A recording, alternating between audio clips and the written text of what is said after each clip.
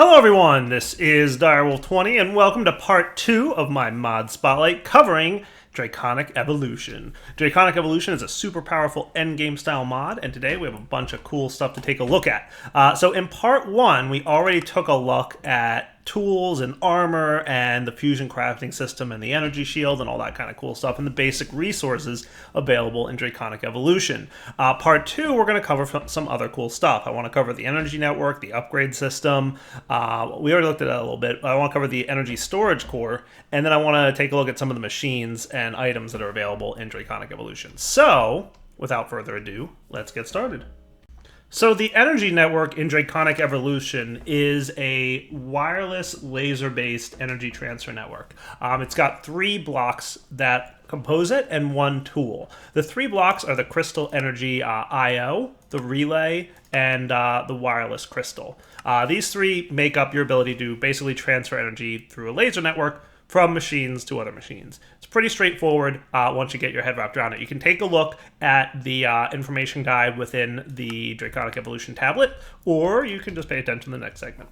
So to start off, you're going to want an IO crystal. The IO crystal comes in 3 flavors, as do all these components. So there's a basic version, a wyvern version, and then a draconic version, and I'll talk about the difference about those in a moment.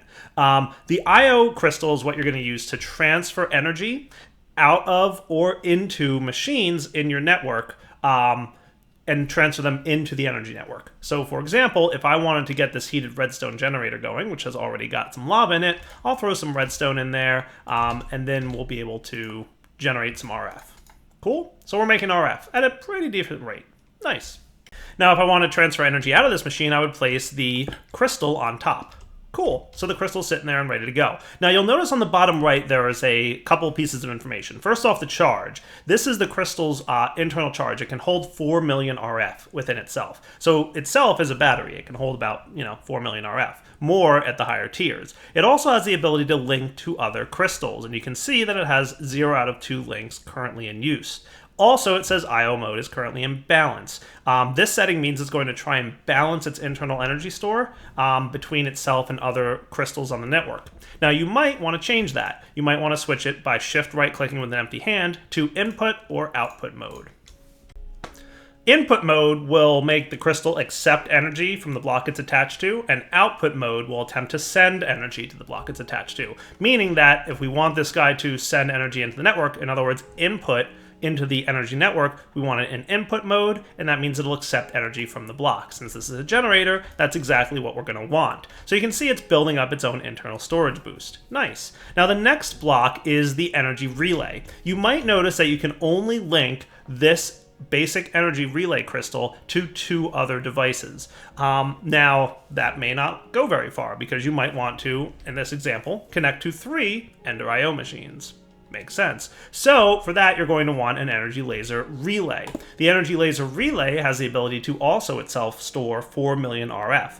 The difference between the energy laser relay and the IO crystal is that the energy laser relay can't directly connect to any machines. However, it can connect to any other energy relay crystals, and you'll notice that on the bottom right, it's indicating that it can be linked up to 8 devices. So in this case, we can link this guy by holding shift right click, and you'll notice that it connects it. It highlights it in green, and this tool that I've got, the crystal binder, is now bound to this crystal. And I can simply right-click on the basic energy relay crystal. Nice. And you'll see this bright, thick beam of energy going from this guy down to this one. And then the beam gets thinner.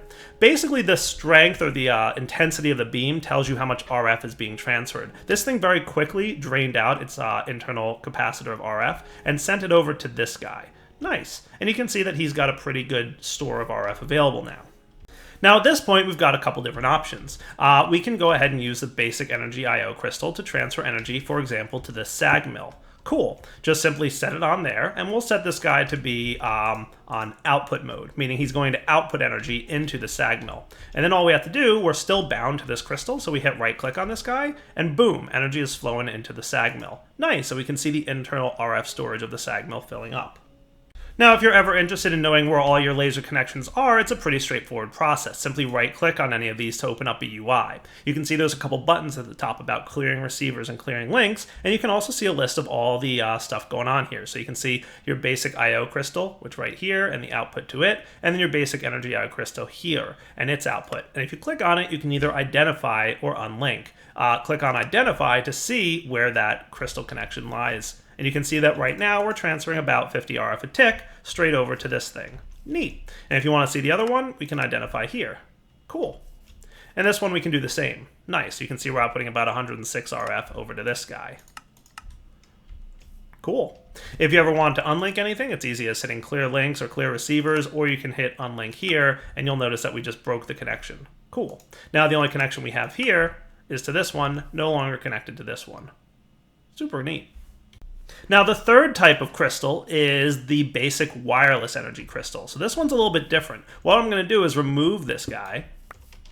And the basic wireless energy crystal, this thing, can actually connect directly to machines. So instead of needing to connect to a I/O crystal, it can connect directly to the machines themselves. You'll notice that there is an option for 4 links, which means links to other crystals in the network that can be used up simply by connecting them like you normally would. And you can see the energy network, indicate there that it's made that connection and started storing power in the basic wireless energy crystal. Neat. And you can see 1 out of 4 links are in use. Now, wireless links are links that wirelessly charge machines. This thing can be connected directly. Shift right click in the air with your crystal binder to clear its binding, or just shift right click on a new block to bind the crystal to it. And then you can right click on all the machines you want to bind. Nice. And we can see some energy flowing into all those machines. Super cool. And now we're filling up RF.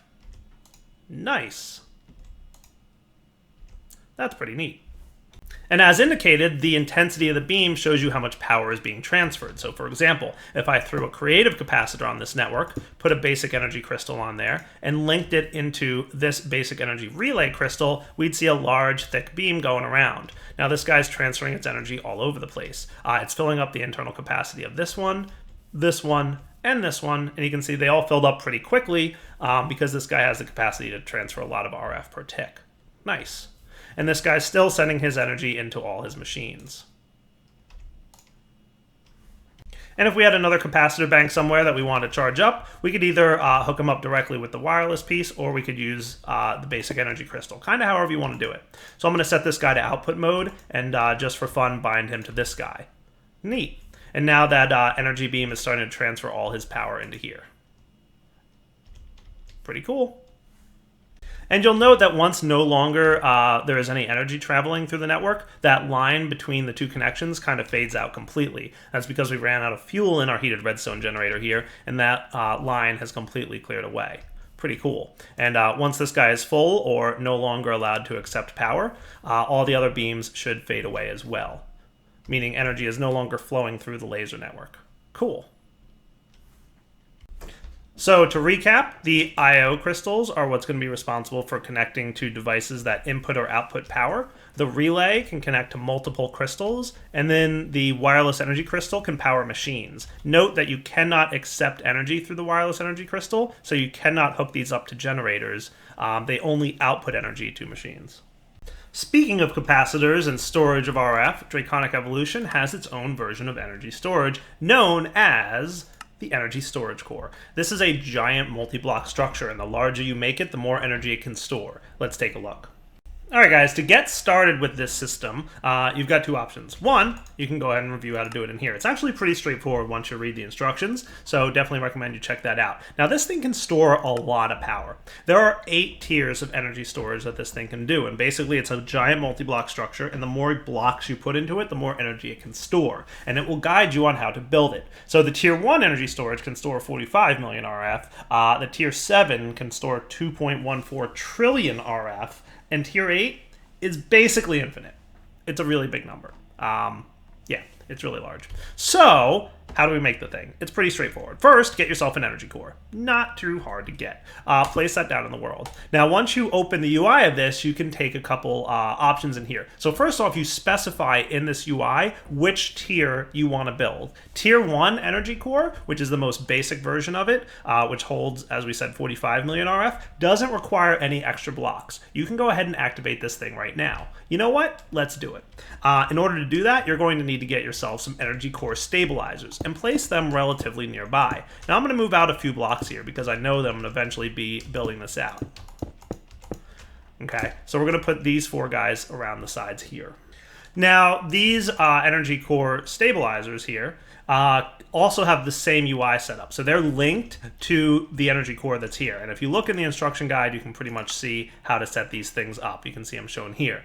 So they're pretty much good to go. If we want to activate this thing, it's as easy as clicking the activate button. And boom, we've got our very small and basic energy core, capable of storing, as indicated, 45 million RF. How do we get that into there? Well, it's also pretty straightforward. We're going to need to get ourselves an energy pylon. Energy pylons are how you interact with this core, or in other words, put energy in or get energy out. And it can exist in a pretty good radius. It has to be within 16 blocks of the core, and you need to place it either above or below. And based on where you place it, has a little bit of a difference. So let's get ourselves an angel block from Extra Utilities, which is totally going to help us out. And we'll place our energy core right down there. Now, if your energy core exists below the center of it. So if the energy pylon exists below the energy core, you're going to need to place a piece of glass on top, and it tells you it right here. If the pylon is above the center, the glass goes below, and if the pylon is below the center, the glass goes above. So this pylon is below the center of this energy core, so the piece of glass that you're going to place on this thing goes above it. Cool. And now you can see that we've got this nifty little orb here. And if you right click on the orb, you can see this color of this block changes. This specifies whether we're putting energy into or getting energy out of the core. And if you click on the energy pylon block itself, it'll show you the connection to the core.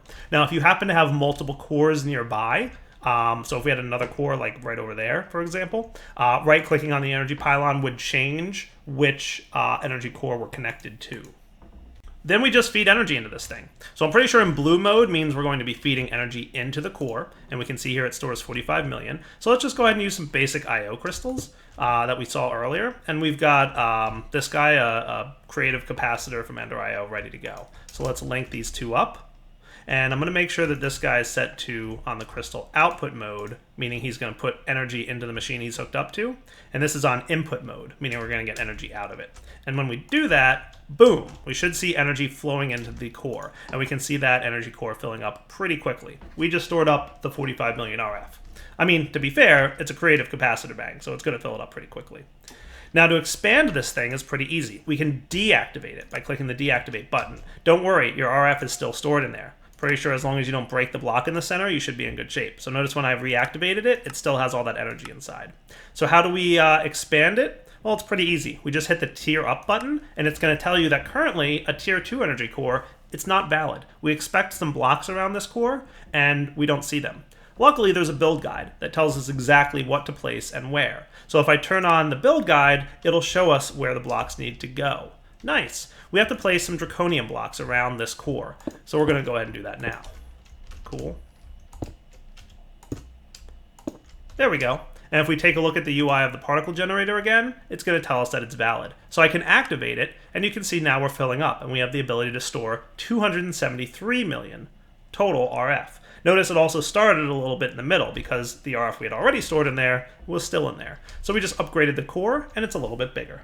Now, ramping this up to tier 4 is going to require a pretty hefty investment of draconium blocks, but we should be pretty good. And then when we activate this guy, he's capable of storing 9.8 billion RF. Nice. Obviously, the orb gets a little bit bigger. Now, beyond tier 4, you need to do a little bit of a different setup. It's not that much different, but your energy core stabilizers need to be different. Instead of just having one energy core stabilizer, you need 9 of them in a pattern. So let's go ahead and check that out. So you'll notice that even after you've placed all the blocks that you need here, it's going to tell you that your stabilizers are invalid and you require advanced stabilizers. Luckily, they're pretty straightforward to make. It's just a 3x3 section of stabilizers to make the advanced version of the stabilizer. Nice. We're going to have to upgrade the other 3 as well. Now, once all your stabilizers are valid and your core is valid, you can activate your Tier 5, which has a capacity of 59 billion. And then, of course, the Tier 5 particle stabilizers look pretty neat.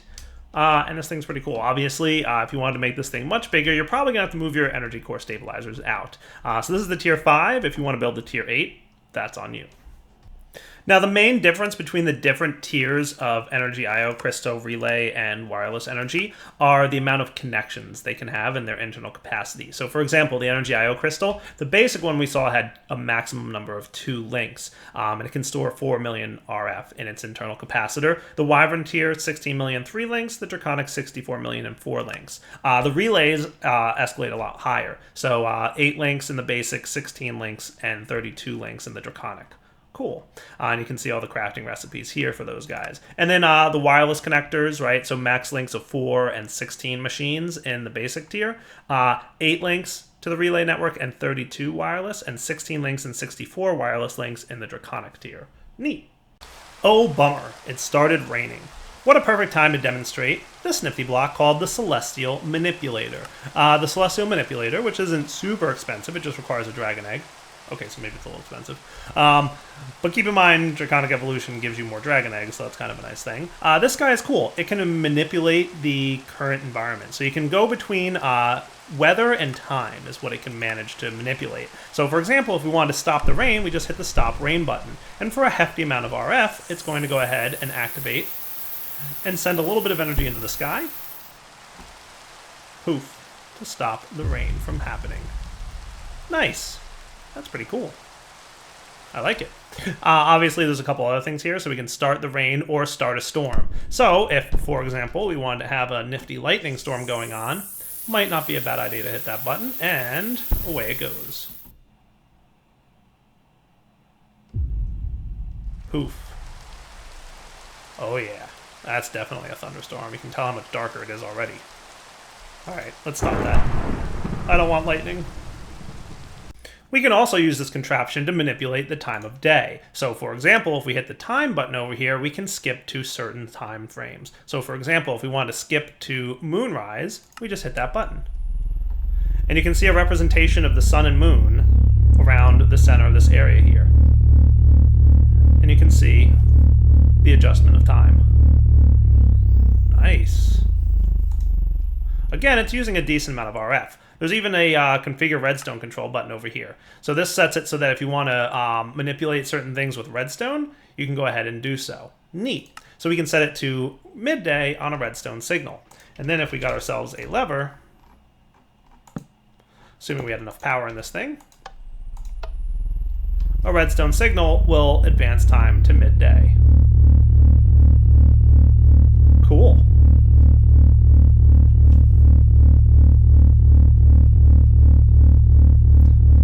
There it is. Very nice.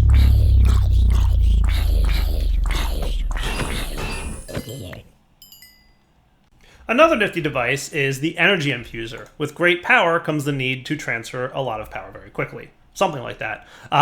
So basically, if you want to store energy in this Draconic Flux capacitor, which has the capability of storing 256 million RF, it might take a while in conventional energy storage mechanics. So using the Energy Infuser, it's a lot quicker to speed up and fill up its energy RF. Nice. Note that, assuming you can get a lot of energy into the thing quickly enough, it'll do a jump from 140 million here to 155. It'll pretty much fill things up as quickly as you can feed energy into it. Let's say you found a really fancy sword in a dungeon that happens to have looting 3 on it, and you'd love to get that thing off. The Disenchanter from Draconic Evolution is going to totally hook you up. Just throw it into the Disenchanter with a book and hit the extract button. Note that it's going to tell you looting 3 down here, and you're going to need about 20 levels to extract the enchantment. So make sure to get yourself a bunch of levels. Nice. Now we can go ahead and hit the extract button. And for 20 experience levels, you got looting 3 and the unenchanted diamond sword.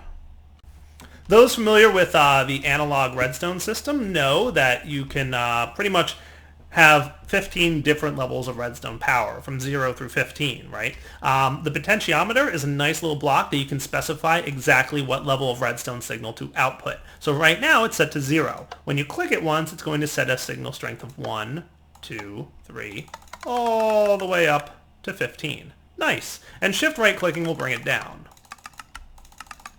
This is great to use with comparators or adders and subtractors or other redstone stuff. Basically, it's, you can specify the exact redstone signal strength to output at all times in one block. This is much nicer than running 15 blocks of redstone halfway across the map just so you can have a signal strength of 1. The Dislocator is a pretty nifty device and actually relatively cheap to craft. It's a handheld teleporter. Basically, notice that right now it's unbound, and if you shift right click in a location, it's going to bind your location. It only has 20 uses though, so you have to make a new one before you can use it again. But now, anywhere you are in the world, just hit right click and boom, you'll teleport right back to that original location. Sweet! That is pretty cool. You can only bind it once though, so you can't rebind it, so keep that in mind. However, if you do want to have multiple bindings, you can go ahead and get the upgraded version of this guy, which is the Advanced Dislocator. It's going to require some hefty stuff like a Wyvern core, which requires another star, and Wyvern tiered energy. This guy is pretty neat. Shift right click to bring up a nifty UI. Notice that it currently doesn't have any fuel. That's a problem.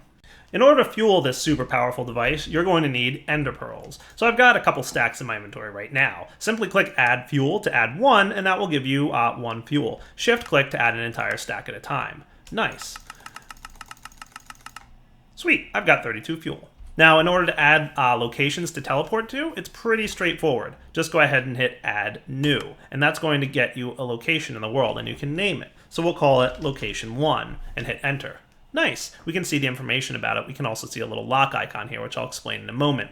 If we want, we can rename it or change it to its current location that I'm standing at, or remove it. Nice. Now you'll notice that on the bottom right-hand corner it says Loc 1, Fuel 32. When I right-click this device, it'll teleport me over there and use up 1 of my fuel. This works across dimensions and all kinds of other cool, nifty things. If you shift right-click again, we can add another new location, and we'll call it Location 2. Nice. Now you can see that there's 2, right? So we can see here, we can choose which one we want to go to, and we can right-click to teleport to that location. Or, if you want, you can just right-click from the UI itself. And right-clicking on each location will teleport you directly to it without having to close the UI and right-clicking the device again. Pretty fancy. You can rename it as you wish. So if you wanted to call it, Loc 2, Loc space 2, that's good. And you can also hit set here to update its current location. And it just modifies the coordinates that it teleports you to. If you want to prevent yourself from accidentally overwriting or deleting something, just hit the little lock icon and it grays out these 3 icons. Neat. And then if you decide that you don't like a location anymore, you can just remove it. Pretty cool. You can also resort things by using the up and down stuff. Loc 2 above Loc 1, that's not going to work. Let's hit the down button. Cool.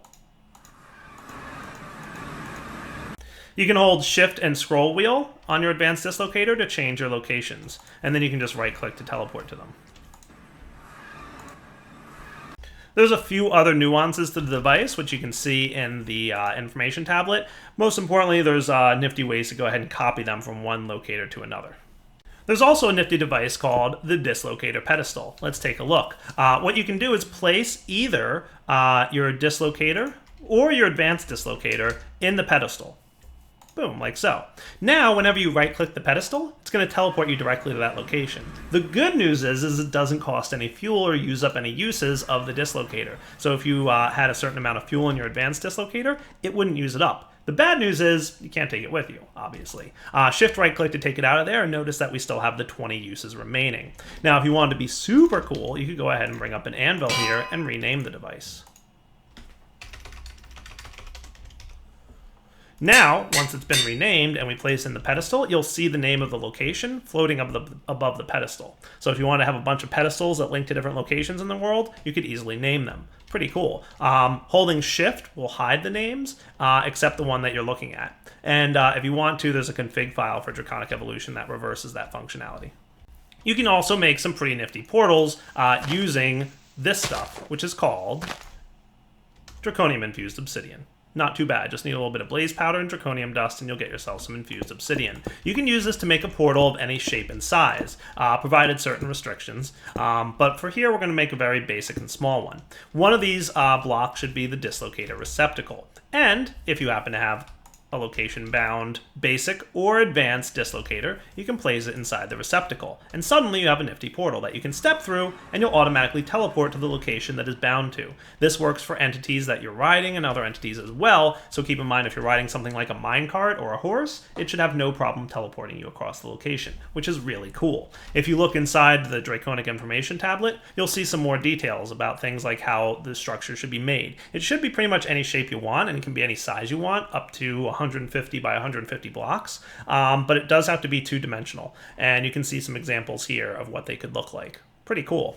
You can also right-click the receptacle with a draconium infused obsidian to hide it, and if you know where the location is, you can insert and remove these location-bound devices as well. You can pipe them out with item transfer systems like item conduits from Ender.io or hoppers, and finally, you should know that if you want, you can hook this up to a redstone signal so that it's redstone control dependent.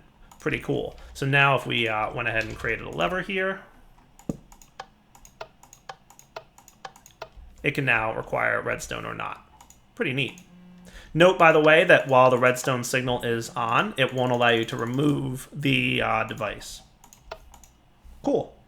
In the same vein as the regular dislocator, the item dislocator can teleport entities on the ground. Shift right-click to activate it, and it'll pretty much act like a magnet, which is what it looks like. It's about an 8-block radius. It also has some nifty features. When you throw items on the ground, it makes sure not to suck them back up for a short period of time. And you can see that expiration right there. It'll also, try not to pick up items that other players are closer to than you. And there's an advanced version of the item dislocator that has just a larger block radius of 20 blocks. So it can pick up things from much further away. Nice. A nifty little device, the rain sensor. Does exactly like it says on the tin. It senses the rain. Emits a redstone signal when it's raining, and if it's not raining, it's going to stop emitting a redstone signal. Probably nice to use with the Celestial Manipulator if you want to have an automatic rain shutoff switch. This is the entity detector, and it's pretty cool. It has a lot of configurational options in it, and basically you're going to want to take a look at all the features in here, because if you ever wanted to detect how many of a certain type of entity are nearby, you can totally do that with the entity detector. So you can adjust the range. So for example, you can bump this up to a max of 16 blocks on the basic entity detector, and the advanced entity detector has a little bit of a different setup there. We'll take a look at that in a minute. So 16 block range, or if you want to shrink it down, you can easily do that all the way down to 1 block. And you can have it basically emit a redstone signal when there's a certain type of entity nearby. So right now, it's got a fixed output mode, which means that it's always going to emit a steady redstone signal when the conditions you're looking for are matched. You can also switch it into pulse mode, which means that when the conditions are matched, it's going to emit a pulse every so often. Neat. If you want to filter what the entity it looks for is, you can go ahead and click on this guy, and you can see the filter. In the basic one, you can filter for hostile, passive, or players. Right now, it's looking for all three. So basically, if there's hostile mobs nearby, or if there's passive mobs nearby, or if there's players nearby, it'll be emitting a redstone signal. If we go ahead and turn off the players function, you'll see now it's detecting that there's pretty much no hostile or friendly mobs nearby. However, if we got ourselves something friendly, like a cow, it would totally detect that. Nice. And we can bring down that range as well. So if we want to check within a 1 block radius, cool. Or maybe just a 2 block radius. Nice. And then if that cow happens to walk into that 2 block radius, it'll turn on, and as it walks away, it'll turn off. Pretty cool. And then of course we can bump that all the way up to 16, and it'll totally pick up that cow. Nice. Then if we wanted to, we could open the configuration and turn off passive mobs. Now it's only looking for hostile mobs. And if it finds anything hostile nearby, I'm guessing a spider will count, it's going to emit a redstone signal. Nice. And then when that spider is no longer within range, see you later. No more redstone signal. Cool. There's a couple other settings here, like the pulse delay. This guy is pretty much going to be the delay between scanning pulses, so pretty much how long it's going to wait before scanning for those entities again. You might have noticed there was about a 1.5 second delay going on. That's the minimum in the basic detector, but you can bump that up. Nice. Pretty high as well, all the way up to a minute. Nice. So if you want to wait a minute between checking for entities, you totally can. And then there's the redstone minimum. So this is the minimum number of entities detected to produce a redstone signal of 1, and the maximum number of entities to produce a redstone signal of 15. So if you wanted to, you could adjust this thing. So let's say, 15, and we'll go ahead and set it to do passive mobs as well. Notice now it's only emitting a redstone signal of 1 instead of 15. Cool. And if we went ahead and get ourselves more cows, now it's emitting a redstone signal of 4 because there's 4 cows nearby. Nice. So pretty much you can just tweak these redstone signals. So if you want to say, hey, only emit a redstone signal when you have more than 2, you'll notice that it's 3, right? So if we set it to 3, now it's emitting a redstone signal of 2. So it stops emitting a redstone signal when there's only 2 cows nearby. Cool. That might be a nice way to set up an animal farm, right? So lots of settings you can adjust there. If we wanted to shrink this down a little bit, we totally could. Now it's emitting a redstone signal of 6, just based on the configuration I put in here. Cool. And again, you can set it to pulse mode so that it pulses every 1.5 seconds, which is the delay, whenever it sees the enemies nearby or the entities nearby. Pretty cool. Now with the advanced one, you can do a little bit more. First off, the range can be much larger. It can be 64 blocks. Cool. It's also requiring more energy to do that, by the way. So notice the energy cost for what we're changing here. So we can just adjust these numbers as we wish. You can also bring the pulse delay down to 1/4 second instead of 1.5 seconds. So totally can be a little bit shorter. And then you can also change the fixed and pulsed output mode. Doesn't really change much, but the entity configurator, a little bit different. You can still do hostile, passive, and players, but then you can also set the other mode, which has a whitelist or blacklist setting. So there's a bunch of custom filters you can go ahead and add into here. So for example, if we wanted to detect a certain player, we could just go ahead and hit the custom button here. And you'll notice when you mouse over, it says if you want to do player usernames, you have to format them as player:username. So we're going to go ahead and do player:direwolf20. And as soon as I hit OK here, it should now be detecting direwolf20. Nice. If I wanted to go ahead and detect Soren, I could just modify this existing one or add another one, and we could do Soren. Okay, and now it'll only detect Soren nearby. Also, you could obviously toggle this from a whitelist to a blacklist if you wanted to. Now it'll detect everybody who's not Soren. So example me, because I'm not Soren, or only detect Soren. Pretty cool, right? Don't forget to make sure you have the players button highlighted here, because if you don't, then it's not going to be detecting players. Cool. And, if you want to detect passive, for example, and we only wanted to detect cows, so we'll do a whitelist on passive, and we'll do custom cow. Neat. Now, as long as there's a cow within the radius, it'll be good. So if we had a sheep, for example, nothing. Even though this one's emitting a signal because it's detecting any passive entity, this one is not. However, it will detect a cow. Cool. So go ahead and play with these filters, and you can come up with some pretty creative ways to detect the certain number of exact or specific entities nearby, and do all kinds of good redstone control with it. The mob grinder is a pretty straightforward block. It's a mob grinder. That's what it does, is it kills mobs in front of it. 7x7 area directly in front of the block, and it'll slaughter any mobs that happen to be standing nearby. Items and experience will drop on the ground. However, as a lag reduction technique, experience will expire after 30 seconds, so that experience won't be too much of a problem. It does obviously use RF and has an internal energy buffer. However, it can also be powered with one of those capacitor things. At the moment, Draconic Evolution has one RF production machine, and that is the generator. It's a very basic generator, which basically just requires a Draconic core and some nether brick, and all you do is throw some coal into it, or any kind of other burnable resource. So drop some coal in there, and it'll start producing power. I believe the power production of the generator, which is specified in here, is somewhere around 84 RF a tick. So not bad, actually. A pretty straightforward way of producing power. There is a advanced generator, which hasn't been implemented yet. So if you guys have seen 1710 has its own energy creation system, the advanced generator. It's not implemented yet, but that is definitely, I think, the next thing on his list. So the crazy RF generation machine from 1710 is not here yet, but it will be soon. One other thing to note for you guys is that there is some world gen added to the end in the way of meteors. If you fly around in the end in creative mode flight, you'll probably find them eventually, and they're a really good source of draconium. So if you're looking for like a large amount of draconium, try and find one of those meteors in the end. They'll be you'll be happy. And with that, guys, I think it's about wrapping up point for the Mod Spotlight Part 2.